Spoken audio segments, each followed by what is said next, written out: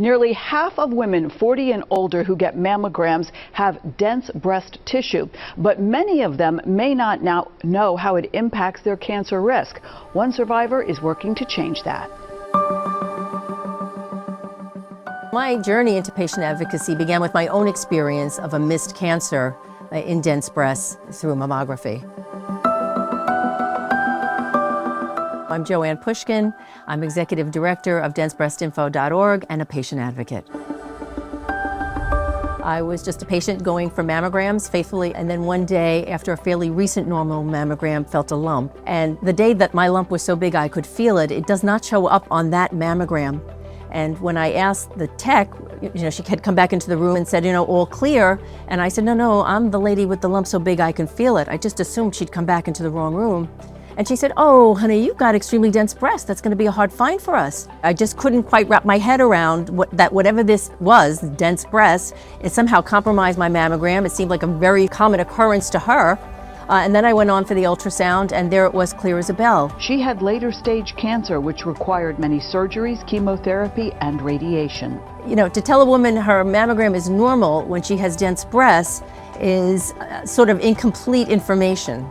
That led me to fight for a law so that women must be told after their mammogram whether or not they have dense breasts, that it increases their risk, that it hides cancers, and that they should speak to their doctor about supplemental screening. So I didn't know anything about getting a law passed. It had been a long time since 10th grade civics class. I had to Google how to pass a law.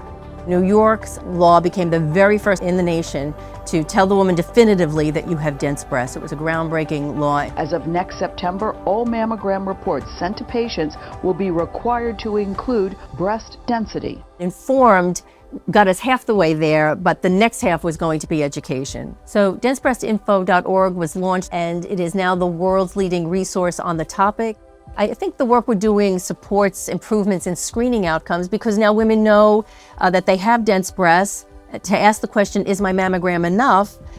And can come to the website and get educated about what those other screening options might be.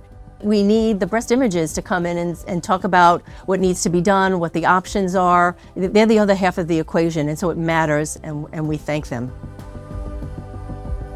This was a patient effort. These were women, I among them, who were fighting for these informed laws while we were in treatment, many of them, frankly, who have died since. So these were women sitting in chemo chairs, getting infusions, and typing on the other, trying to prevent this tragedy of not knowing about their breast density and self-detecting a lump that was too late now to be a success story.